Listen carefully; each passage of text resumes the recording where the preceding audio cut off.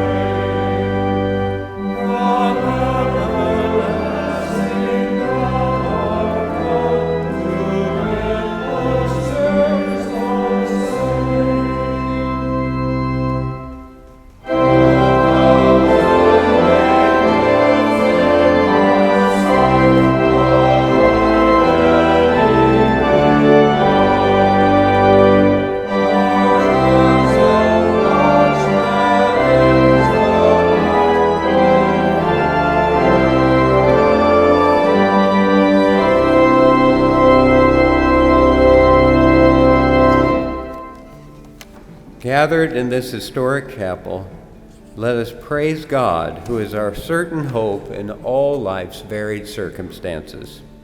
In the face of death, believe the good news the Scriptures proclaim. As a mother comforts her child, so I will comfort you. As a father has compassion for his children, so the Lord has compassion for those who fear him. Blessed are those who mourn, for they will be comforted. I would ask Dr. Mitra to come forward now for the invocation. Hello everyone, good afternoon. I am Mahua Barari Mitra, a family friend of the Roys for more than 30 years. Dr. Roy was my beloved Robida and I was his dear sister. So I feel honored today to have been asked to chant the Shanti mantra from Upanishad in loving memory of my Robida. I recited it once during the funeral service a couple of months ago. This mantra is very special to my Didi Protima Di. You will find the mantra and its English translation on page 2 of the program if you would like to follow along. And I will briefly explain the meaning of this mantra in the bigger context of how life and death are viewed in the Hindu philosophic tradition at the end of my chanting.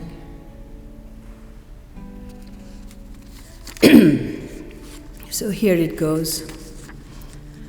Om Asato Ma Sadgamaya Tamaso Ma Jyotirgamaya Mriturma Amritam Gamaya Om Shanti Shanti Shanti. I'm sorry. Let me go through the English translation. Om, lead us from the unreal to the real. Lead us from darkness unto light, and lead us from death to immortality. Om, peace, peace, peace. In my understanding, the real in this context signifies the truth. As we all seek the ultimate truth in life, we realize that our worldly possessions are ephemeral and hence unreal. This world is an illusion. It can never bring us permanent joy. That is why we want to travel from the darkness of ignorance to the light of wisdom. Only the wise knows that we are all pervasive, eternal souls which do not die with this body. This is the true nature of self.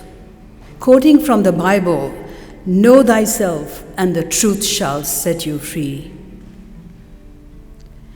To expand on this notion of our true nature further, let me take you to verse 11 of chapter 2 from Bhagavad Gita, which is written in the backdrop of a battlefield between two groups of cousins. When Arjuna, the warrior king, breaks down and refuses to pick up his weapon to fight his brethren, Lord Krishna, Arjun's chariot driver, asks him, "Why are you grieving, my friend? Don't you know that the learned men do not grieve? Because they know that there was never a time that we were not, and there will never be a time that we will not. We were not born with this body, we do not age with this body, and we will certainly not die with this body." Likewise, in Ashtavakra Gita, the famous sage Ashtavakra tells King Janaka, the father of Sita, Rama's wife, "The body comes, it lingers a while, and it goes. But the self neither comes nor goes. So why grieve for this body? If the body lasted till the end of time or vanished today, what are we going to win or lose? Nothing. because we are the heart of awareness, forever pure and forever still. Thank you very much. Thank you, Dr. Mitra. We have come together with the strengthening fellowship of friends and family to praise God for the life of Dr. Rabindra Roy, to share our grief with God and with one another, to reaffirm our faith in God's unfailing goodness, and to commend Rabindra to God's everlasting care. At this time, I would like to read from the obituary, which you may find on the back of your program. It is with profound sadness that we mourn the loss of Dr. Rabindra Roy, who served Drury University with distinction for 50 years. Dr. Roy received his bachelor's, master's, and Doctor of Science degrees from Durgapur University in India, and earned his PhD at Louisiana State University in 1966 before joining Drury's Department of Chemistry. Throughout his remarkable career, he served as the Otto Charles Egdorf Professor of Pre-Medical Science, Chemistry Department Chair, Walter H. Hoffman Distinguished Research Professor of Chemistry, and was a Camille and Henry Dreyfus Scholar. During his tenure, Dr. Roy developed an innovative model for undergraduate research that trained over 700 future scientists and healthcare professionals. His passion for science education extended beyond Drury when in 1995, he and his wife, Dr. Protima Roy, founded Hem Sheela Model School in Durgapur, India, which has grown to enroll more than 6,000 students across 2 campuses. In 2007, they also established a tribal school for first-generation learners. Dr. Roy's scientific contributions were extraordinary, securing grants and contracts totaling over $4.5 million, publishing more than 150 papers in peer-reviewed journals, and presenting 485 scientific works at conferences worldwide. His excellence was recognized with the American Chemical Society National Award for Research at an undergraduate institution and the Most Distinguished Scientist Award from the Missouri Academy of Science. Dr. Roy's life was well lived. He influenced thousands of students, collaborated with Nobel laureates, and even had an audience with Mother Teresa. The impact of his life's work will continue to resonate throughout our institution and beyond for generations. Dr. Rabindra Roy is survived by his wife, Dr. Protima Roy, a retired professor at Drury, along with many family members, friends, and countless admirers. May we pause for a word of prayer.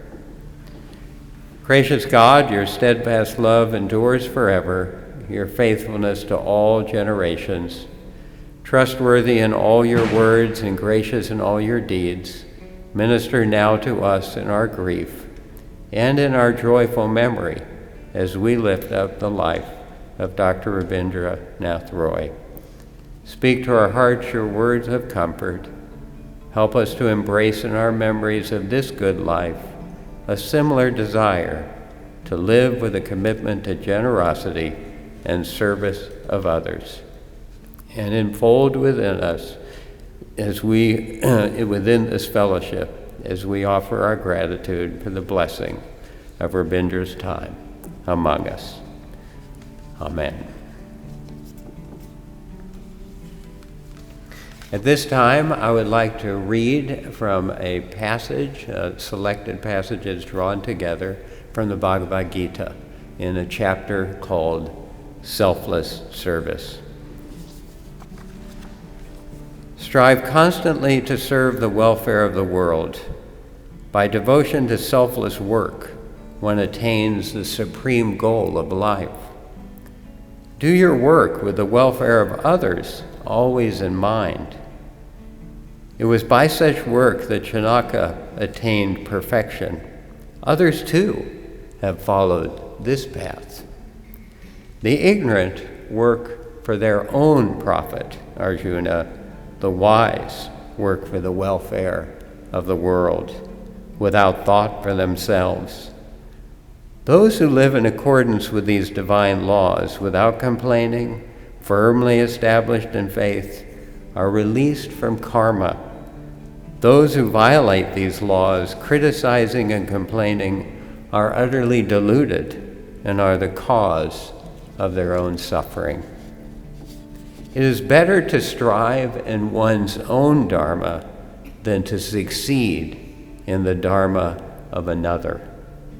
Nothing is ever lost in following one's own dharma, but competition in another's dharma breeds fear and insecurity. At this time, I'm going to ask for another member of our Drury student community, Paige Warren, to share with us a special piece selected for today. Allerseelen is German and refers to All Souls Day. And the story within this song that we are going to hear in German is a story of someone who has lost a loved one and is bringing flowers in May.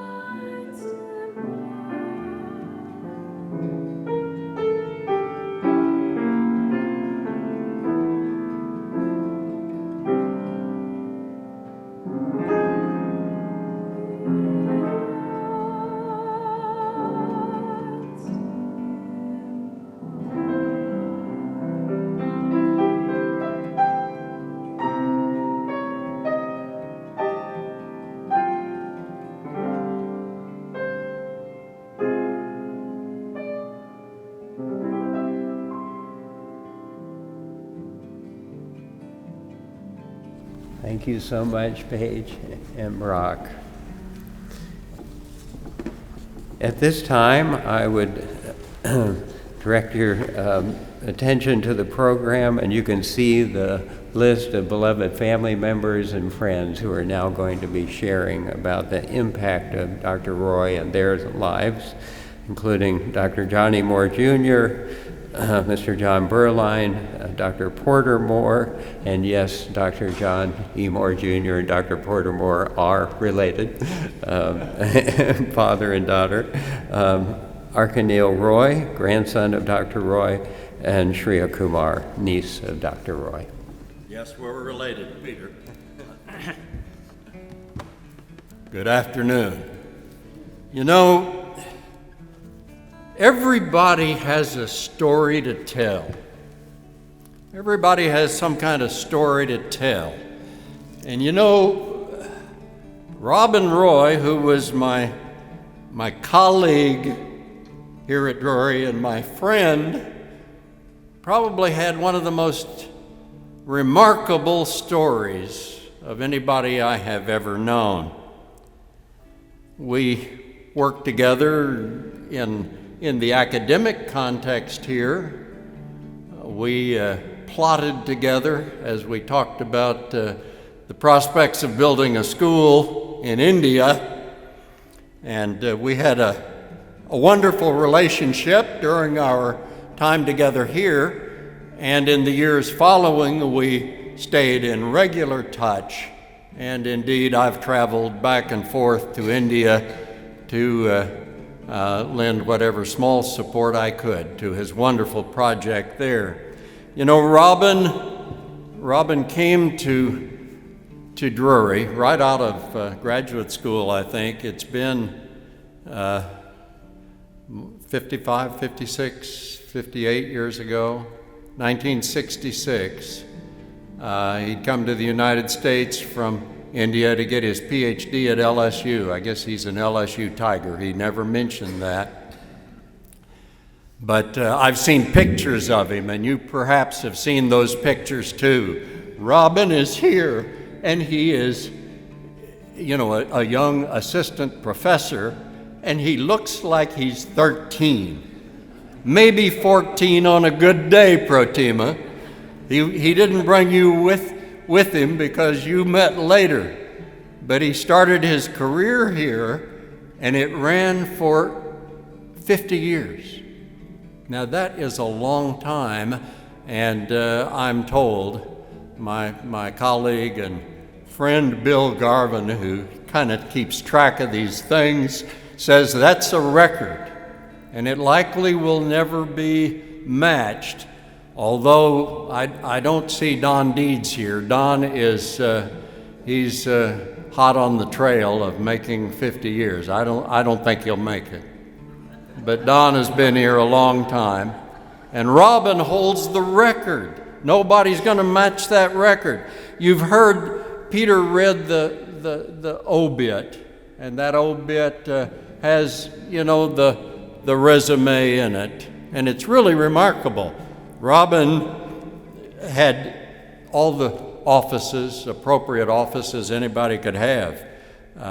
Department chair, professor of chemistry.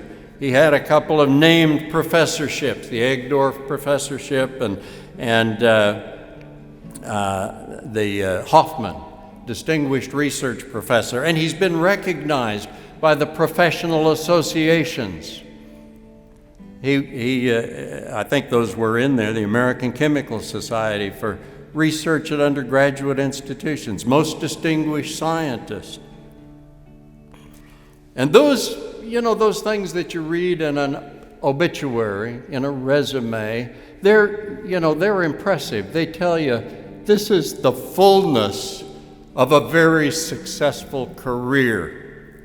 But you know, the real impact that Robin had was on kids. I was at one of my doctors a week or so ago. I've gotten to the age where I have an ologist for every part of me to keep me tuned up. And they do a good job. And I was talking to a young man in this doctor's office, a physician assistant who I had not met. And we sat and visited. He was giving me some advice. And I said, where'd you go to school? He said, I went to Drury. I said, indeed, I did too. And we chatted. I said, tell me about your experience. He graduated after I had retired. He said, yeah, he'd graduated, I think, in 2010.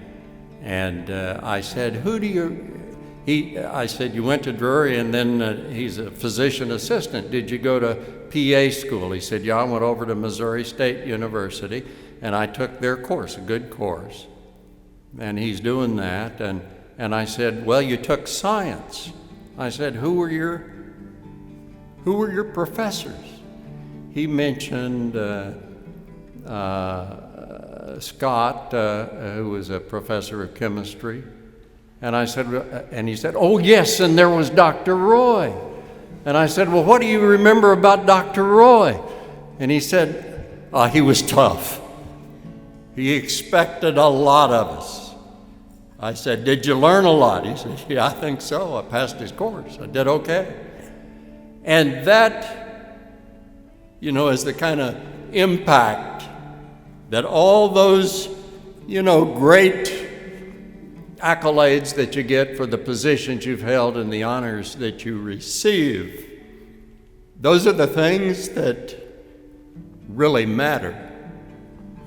Now, my daughter will come up in a minute and she'll tell you about how he beat on them all the time and made them learn and kept them busy and had high expectations. But the kids who had Dr. Roy can tell you he was tough, he was demanding, and he had high expectations for them, which I think is one of the qualities of a great teacher.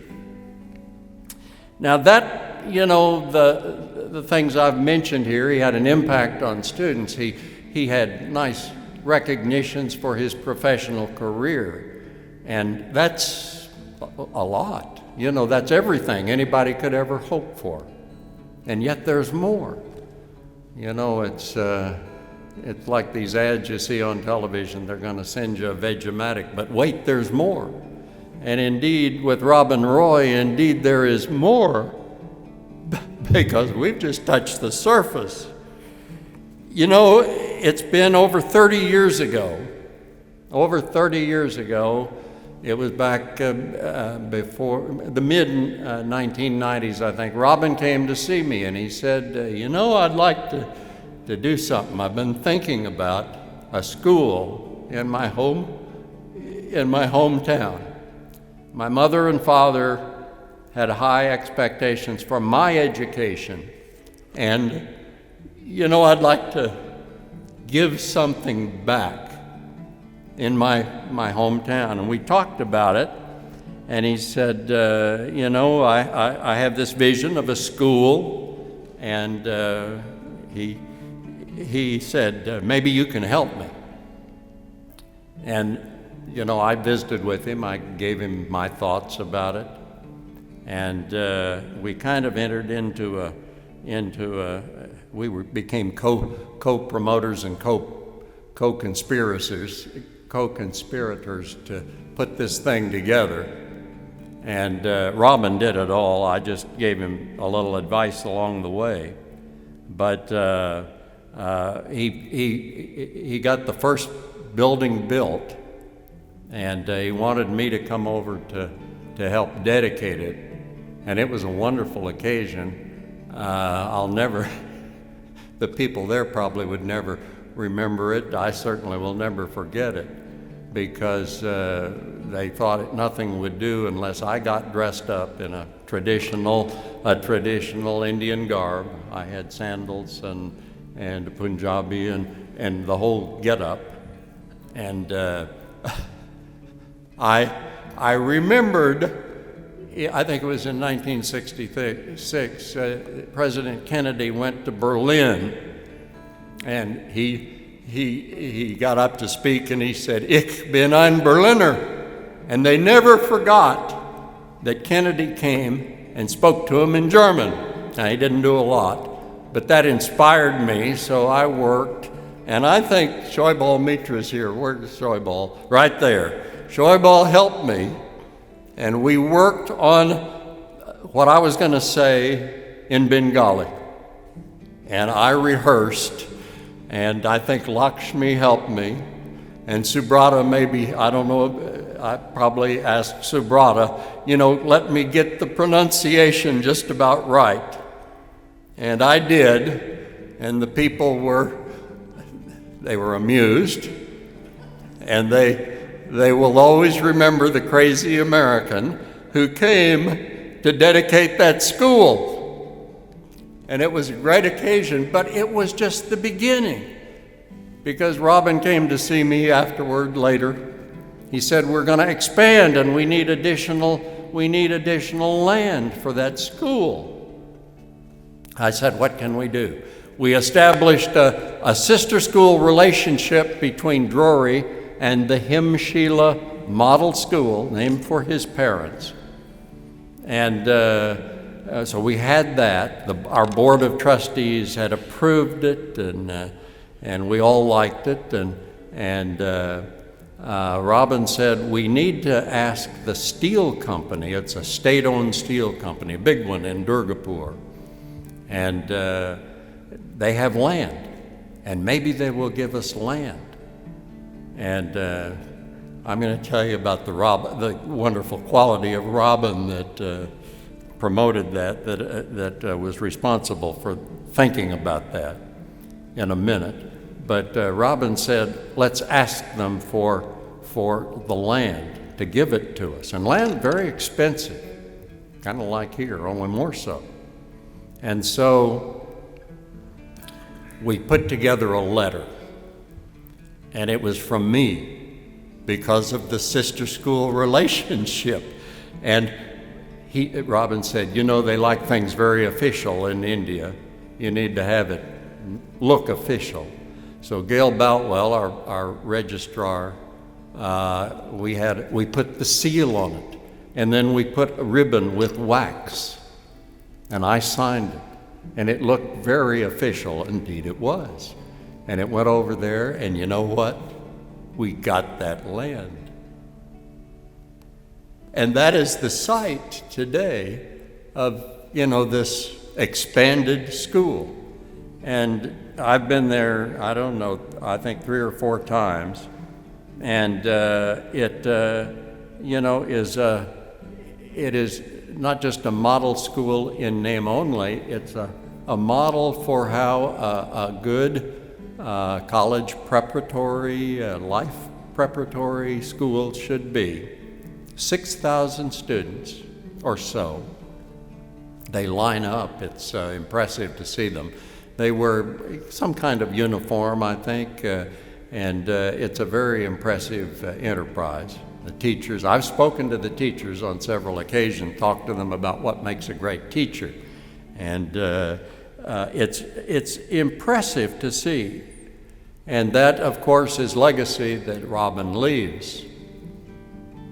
It's not just his, legacy here, but in his own home community. And it impresses me very much. And how does this remarkable person accomplish all these things? I've thought about that. What is it that drives you ahead, that enables you to do so much in a lifetime? Robin, truly a remarkable guy. He was smart. He was committed. He had a vision. He worked hard. I don't know that there was any professor that just put more hours in here at Drury University in class, in research labs than Robin. He worked, a hard worker. He had aspirations. I jotted these things down. He had a very supportive spouse. Protima, you have supported him and partnered with him through all of these amazing projects. But I'm gonna tell you, I thought about it, and I know what the key is. And I don't know whether it's ever been disclosed or not. What Robin had. he was the most shameless promoter that anybody could ever encounter. And I say that not as a negative thing. He would tell you, hey, you gotta come see what I'm doing here. And he wasn't afraid to call people up. He called up the ambassador from India to the United States. Hey, come out here to our graduation. And the ambassador was here. And, my kids in my research class need to be inspired. So let me bring some Nobel laureates in and have them talk to the kids. And he'd call them up and tell them who he is, what he was doing, and get them to come. I met any number of them. Tom Check from the University of Colorado, I think. Hans Deisenhofer from Texas Southwest, the medical center down there. They would come, and Mike Doyle, who was the head of Research Corporation, a professor down at Trinity University, Mike also administered a big a grant fund. Robin was very strategic in many of these wonderful contacts, as well as they were professional, they were friends. But he was a shameless promoter. He'd tell me, I think from the first time I met him, you got to come see everything over in India. And he drugged me there several times. Didn't have to drag. We had wonderful trips. So, he did that promotion, and it wasn't self-promotion. It was the things he was doing, the things he was committed to, the things that would help students. And those were the great things that Robin Roy did. Everybody loved it. Those Nobel laureates, several of them came to his retirement. I remember Hans Deisenhofer was here, got a Nobel Prize for figuring out the structure of something. I talked to Porter about these things, and I don't understand. But he brought them in, and they wanted to come because Robin was their friend, and they would tell people, there's that guy up there, Robin Roy at Drury College, Drury University, who has got kids involved in research and legitimate research, publishing articles. So, his legacy is a great one. It was here at Drury, but it will live on beyond him here, but it will also live on beyond him in his hometown. Thank you very much. Someone had to speak following John Moore, and now you know who drew the short straw. It was me. He is a gifted speaker, and if I was smart, I'd just say ditto and sit down. But I've been given a great honor here today to say something about a man who's given so much to me, and I know so much to so many of you in the room. To those who are watching from Durgapur, West Bengal, in India, at the Hem Sheela Model School, founded through the efforts of Protima and Rabindra and Lakshmi, we want you to know that we share your sense of loss in the passing of a wonderful leader. But weren't we so lucky to have him for as long as we did? Wonderful opportunity for us. And Dr. Moore did a great job of talking about the wonderful things going on at Hem Sheela. But here in the United States, at Drury University, the Roy family combined for over 100 years of service to Drury University. And like Lakshmi's parents, Hem Chandra and Sheela Bhatti, who had the Hem Sheela named after him, I think that we should put in our historic archives that we had an era here at Drury called the Rob Prolak Model School at Drury University, because they trained thousands of students as they passed through their classrooms and their science labs, and they were made so much better for it. You know, it was not my fortune 50 years ago to have had Dr. Roy as a professor in class. Rabindra had a reputation for running a very disciplined classroom and for being a tough grader. And I can tell you, I'll be honest with you, I'll confess, that was not the kind of experience I was looking for early on in my college career.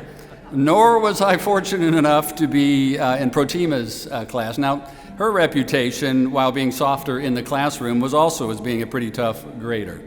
It was. They both had high expectations for all their students. But I will tell you that no two professors have had a more profound impact on my life than these two Drury professors. The life lessons that I learned from them far after, many years after graduation, was like earning a PhD in a life well lived. Together, they set one of the finest, most inspiring examples of how we should all live our lives. I do have one regret, though, with my time spent with the Roys. I never met Rabindra's mother and father, and they must have been remarkable people who passed along great wisdom to him. And I know they instilled in Rabindra a long list of traditional Hindu values. He was a living reflection of those family values. You know, in the Christian tradition, we have 10 commandments to help guide us in our lives. The first 3 deal with how our relationship with God should work, but following immediately after the 3 is the 4th commandment, which you all know is honor thy father and thy mother. I think it's interesting that when you take a look at the Hindu tradition, though, honoring your parents is not just a cultural value, it's considered your first spiritual responsibility above all others. This because the Hindus believe that, and they consider parents to be the living embodiments of divinity. Parents are the living embodiment of divinity. As a parent, I feel pretty good about that. For all of you parents here today, I'm sure you'll agree with me that in the terms of the amount of respect we should be getting from our children as parents, the Hindus got it right.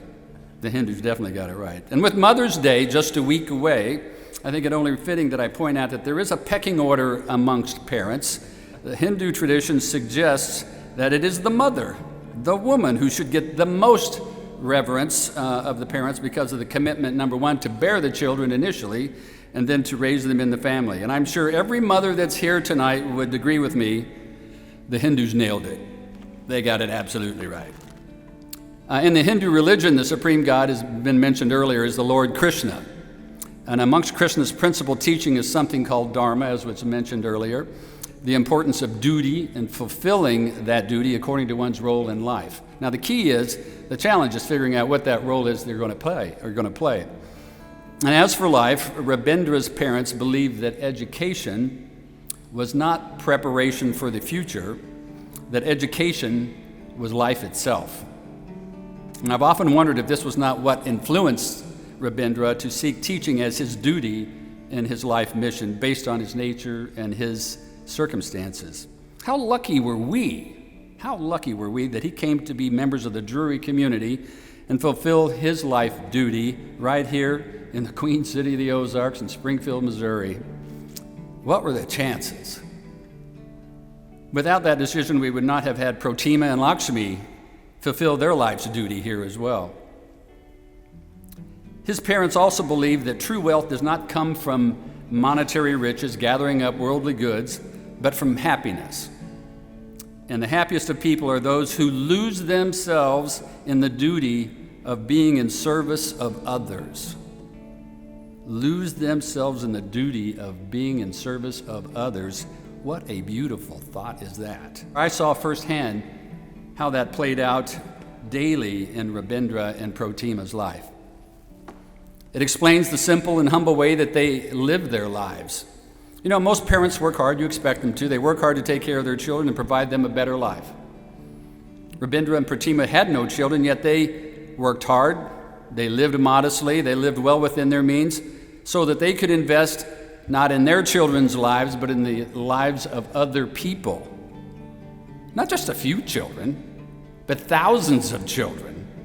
Not for a little while, but for decades. Not the kids in the neighborhood or nearby, kids halfway around the world. I ask you, who does that? Nobody I know. These people are not normal. I've said that before. They are not normal in a good way. And how lucky was Rabindra and to have Protima as his lifelong partner in sharing the duties of making the world a better place through education. In her own way, for decades, she made a huge impact on the lives of students here at Drury, and yet found time to literally take first-generational learners in rural West Bengal villages, and I've seen these villages, there's not much there. She literally pulled children out of nearby trees to forever change the course of their lives by giving them the opportunity for an education. And that wasn't enough. She wouldn't stop there. She gave the women in the villages a path out of poverty and gave them something they never thought possible, never dreamed would be a part of their lives. In a male-dominated world, she gave them a road to financial independence. Who does that? Only one person I know of. She's not normal either. Neither of them forgot where they came from and who got them to where they are today. On the inside cover of the 2025 Hem Sheela yearbook, they wrote the following quote: "Parents are divine blessings, embodying God's love and grace as they guide and nurture us through life's sacred journey." You know, it's my firm belief that when Lord Krishna was envisioning his teachings around honoring your parents, fulfilling your duty of life, embracing universal brotherhood, and the practice of selfless acts without concern for personal gain, Lord Krishna might have just foreseen the example that Rabindra Roy would set in his life and how it might serve as an example to all the rest of us on how to live a life well lived. Nobody's perfect, but I think Rabindra came close to checking all the boxes. I've heard it said that you can't have a perfect day without doing something for someone who will never have the opportunity to repay you for that kindness. Rabindra Roy enjoyed many thousands of perfect days. Rabindra was a good friend of mine, and I know I speak for all of us when I say, while he is physically no longer with us, the memories that we created together with him will continue to bring joy throughout our lives well into the future. Thank you all for being here today. Rabindra would have been very pleased. Good afternoon. Thank you all for allowing me to talk for a minute about my experience. And I look around the room, and when I got here, I said to Dr. Browning, I said, I have a little bit of that college angst as if I was about to have an exam. And I look around the room and I realize there are not just one, but there are 5 of my former professors that are here. So excuse me for being a little bit nervous. Not just Dr. Browning, Mrs. Dr. Roy, as well as Dr. Wood and Dr. Lakshmi Roy, all here today, and I believe that Dr. Roy is here as well. I was 10 years old when I met Dr. Roy, just a little girl, and I didn't have the experience of working for him until I was in high school.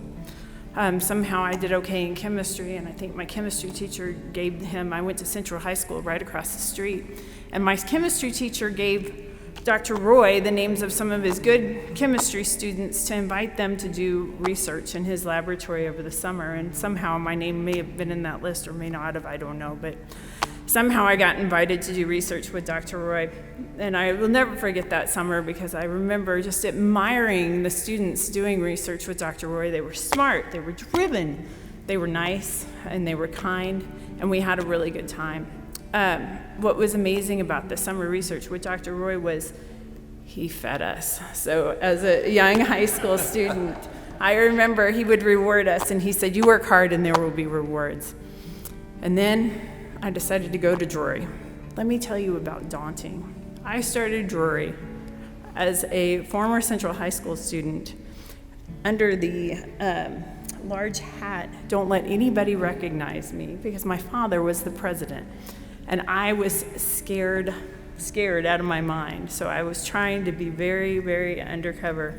And I started my college career Monday morning, 8:00 a.m. in Dr. Roy's classroom, as if not scared enough to sit on the front row of his classroom thinking, I can do this, I can do this, I know I can do this. I was so scared that I reviewed at least 2 chapters ahead of time before every lecture. I wrote everything down, word for word almost, of what he said, so that if he were to come look at my notebook, it would not get cast across the room. He was definitely a professor like no other professor. He was amazing in the classroom. He was amazing in the lab. He had lots of little sayings for us that I would like to share a few. One of my favorites that always comes to mind is, "Oh, you must be like tongue of cobra, always moving, moving, moving, and watching everything and sensing everything." And I remember the things he would tell us all the time about what to do and how to work hard and the rewards that would come henceforth. And I did work hard, and that's where Dr. Roy helped so much, this Dr. Roy, in that every time I felt like I had done something, okay, I'm working hard, and Dr. Roy asked for more, and then he asked for more, and Dr. Wood's back there nodding his head, yes. Every time you did something and you would hand it in, he would ask for more. And I will never forget, towards the end of my college career, he threw my thesis across the room. I did an honors thesis, and he said, "It's like you read the Bible and you don't know who Jesus Christ is." I was devastated, but I knew he was right, and I knew I could fix it.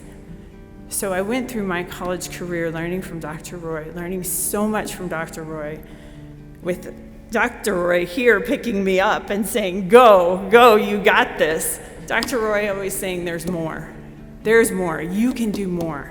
And every day learning that pushed me forward. And I will tell you, through my graduate career, my medical career, and now in medical service, I am a pediatric emergency and trauma doctor. So my job is to walk in and scoop up heavily traumatized and acutely ill children and make their day better. And every day that I work, I have 3 goals. One is to learn something, the second is to teach something, and the third is to make someone's day better. And I'll tell you where that all started. That started right here at Drury College with day 1 in Dr. Roy's classroom. Dr. Wood did come back my senior year. He began here at Drury College to make my life also very difficult and ruin all of my weekends with his take-home tests. So, all of these challenges have been extremely rewarding, and I am so privileged to be here today, and I'm so privileged to have known the Roys. And as he passed, I will tell you that I was very irritated, because I didn't have a chance to tell him all the things that I wanted to tell him about what he meant to me and what he did for my life. And I articulated that briefly, and I said, once I realized how irritated I was, wait a minute. There are lots of people that are still around that I haven't told how much they meant to me and what they did for me. So thanks, Dr. Wood, for those weekends of physical chemistry.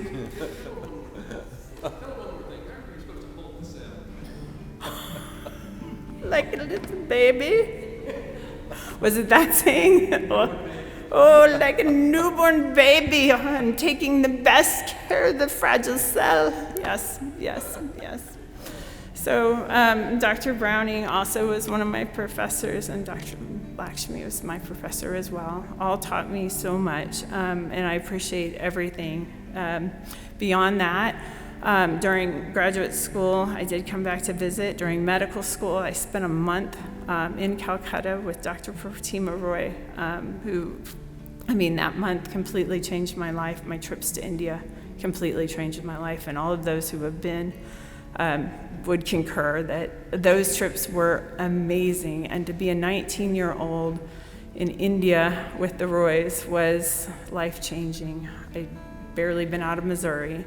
I think I was the only student that went to India and gained 10 pounds. Somehow it worked out for me. But in closing, I would like to mention one last thing, which is one of the ones that comes to my head on the regular.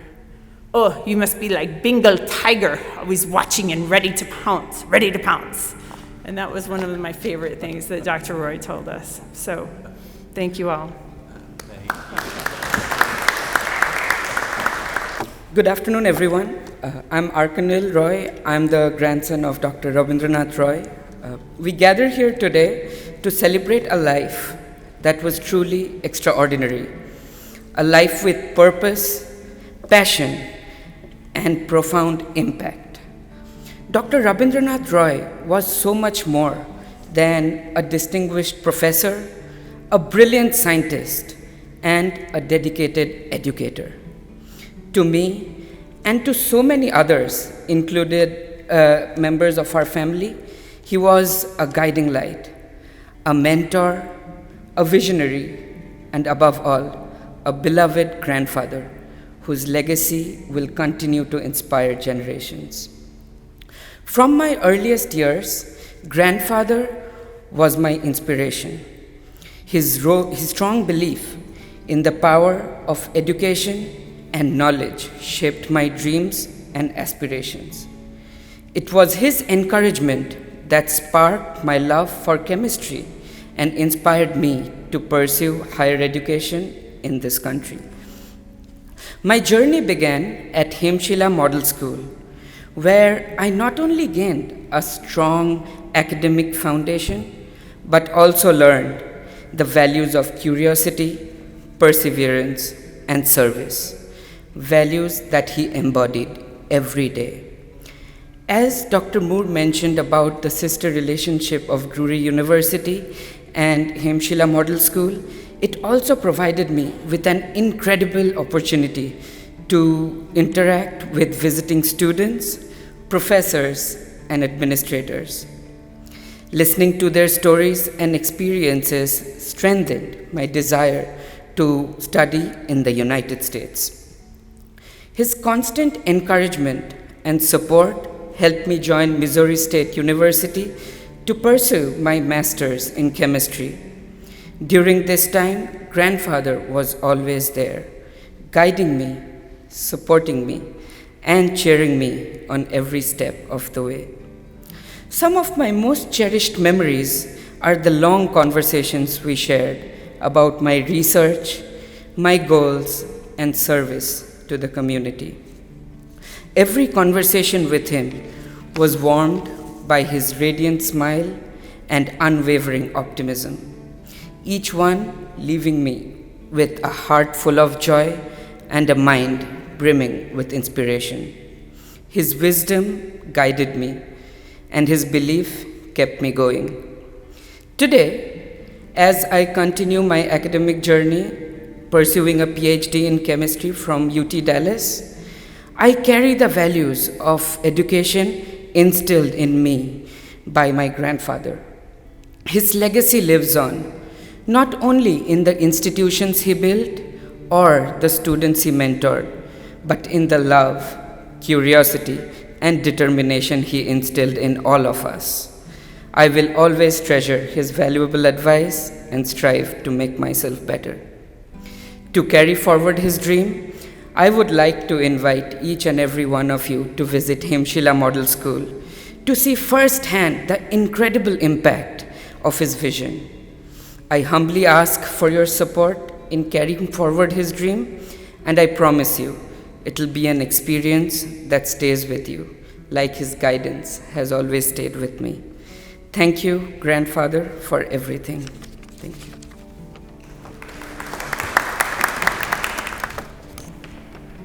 Good afternoon, everyone. My name is Shreya Kumar, and I'm the niece of Dr. Rabindra Roy. First and foremost, thank you so much all for being here. Truly, it means a lot. As I look around the room and see so many faces gathered around for remembrance, I feel immense gratitude and quite a sense of awe, knowing how deeply my uncle touched the lives of so many. To me, Roby uncle was more than just an uncle. He was my guide, my mentor, a father-like figure, and most importantly, a dear friend. A friend who was always there to talk and to truly listen. He had an incredible way of making me feel heard, especially when I spoke about my dreams and aspirations. and he remembered every little detail I shared, no matter how small. His smile and laughter was like a warm blanket, comforting, familiar, and encouraging. If I had one word to choose to describe my uncle, it would be tenacious. He approached every task and every challenge with unwavering determination. Whether it was in his career, his health, or his mission to give back to others, he never gave up. As many of you know, his school in India, Hem Sheela Model School, without the drive and determination, Hem Sheela would not be where it was today. There's one quote from him I'll never forget. He told me before entering my bachelor's at Baylor University, "Miss Kumar, do you want to live 4 years with having fun and then struggle the rest of your life? Or would you rather struggle and work hard for the next 4 years so you can build a foundation which you can enjoy the rest of your life?" That was him. Always forward thinking, always building, not just for himself, but for others around him. My uncle saw life as a privilege, a gift meant to grow, to give, and to uplift. He even convinced me that he would outlive me. I remember the messages he would send when he would get good news from his doctors regarding his medical reports, or when he beat his personal record walking laps around Kingdom Coffee, or most importantly, when his students at Hem Sheela Model School accomplished a monumental point in their academic lives. He was so proud of every step that he made in his life, because every step was one more chance to keep living and to keep making a difference. In one of our last phone calls, he told me how excited he was to finally return to India and dance with the little children in Hem Sheela. He didn't have children of his own, but he left behind a legacy that will live on for thousands of young lives that he touched through his work. Roby Uncle, I hope one day I can live my life with even a fraction of passion, love, and purpose that you had. Your unwavering dedication to knowledge and education is what first sparked my own interest in academia and research. As I pursue my master's and hopefully a PhD, it will be more than just a personal achievement. It will be a tribute to you, and it will be my way of carrying your legacy forward in the academia world, using education not just as a goal, but a tool to impact others around me. I love you and miss you, but this is definitely not goodbye. This is a see you later. Thank you.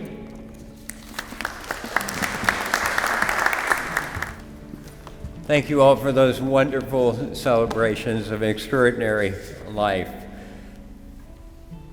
I want to just say a few words at the very end, and it is this. Not many months before Dr. Roy passed away, I was over getting groceries at Price Cutter Plus on Battlefield. I ran into him in one of the aisles. He had his big smile, and he talked with such incredible joy about everything going on at Hem Sheela and how proud he was of the students and their projects that they had, and it was going to be amazing. And then he looked up, and it was almost as if a beam of light came right through the rooftop of that grocery store, right down into his eyes, and he said, "I'm going to give it all away," and just absolutely beamed when he did that. This was his understanding of selfless service, that in the end, you give it all away. He didn't know what was going to happen, but a dear friend of his came up to me after I shared that story at the service in early March and said, he may have known that his time was short. Because in the Hindu tradition, the little that I've learned, underline the word little, is that there are 4 stages in a meaningful life. So there's the stage of being a student, and then there's the stage of being a householder and nurturing family life. And there's a stage that I will be entering into in about 1 week called retirement, as you're beginning to pull back away to focus on the spiritual life.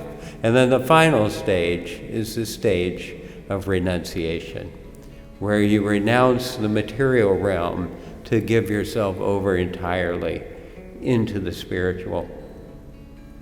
Well, I have to tell you that the Roys have had an unbelievable impact on me. I can't think of anyone, and a couple, who have so expressed what it means to live a joyful life, which is to take whatever gifts you have and to give them away. And that is what you have done. And I've gotten to go to Hem Sheela 3 times, and I've gotten to go to Kakgoria, where the tribal school is, and now a beautiful health clinic. And it's just been very clear to me that they have found so much joy. They have found so much peace. They have such great contentment. And this is a message for us all. But if you go to the very end of that passage that I read coming out of the Bhagavad Gita, it says that each one of us has a dharma. And if we try to do somebody else's, we'll just have fear and anxiety and insecurity. So the message is not, now go out and found your own school. The message is not, now compete in doing something extraordinary. The message is, you be you. You take the gift that you have. And when you let it go, when you share it with others, the world will be transformed. Sometimes in modest ways, sometimes larger, and sometimes extraordinary ways. And often the little things that we do, not the fabulous things, will be what will set a wave that will lead to change and transformation in life. So today we gather to remember a person who was extraordinary, but in the end, who made a simple decision, and the decision was to serve or not to serve. So Protima, we say thank you. To the Roy family, we say thank you. To the co-conspirators in this operation, we say thank you. To all the people who have looked on in amazement and found little ways to contribute, we say thank you. And in the end, to those little kiddos that I got to see when I went to Durgapur and when I went to Kakgoria, we say thank you for giving us hope, for giving us a sense of a future that is abundant, and for reminding us of what really counts in life. May we pause for a word of prayer.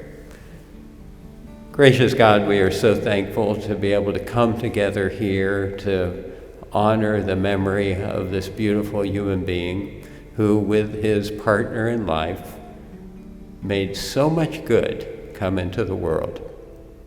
With all of his skills, with all of his eccentricities, with all of his being himself, through the magic of a lifetime going on 85 years, he helped to transform the world and move it in directions that were more positive. We celebrate in all those students educated, thousands of them here at Drury. We celebrate in those 700 plus students who worked with him on undergraduate research, who published papers with him, so many of those papers published with his brother Lakshmi. We celebrate in the school that was produced over years of loving commitment. We celebrate in those kids in Kogoria who, before they showed up, would never have had any kind of formal education. We celebrate in that beautiful health clinic that's in Kogoria now. And we celebrate in the idea that there really are some better ways to live in the world, some that are life-giving. And in the ways that Robin found that and lived that out, we give thanks. We ask your blessing on Protima as she deals with the challenges of losing the beloved partner she has had for several decades.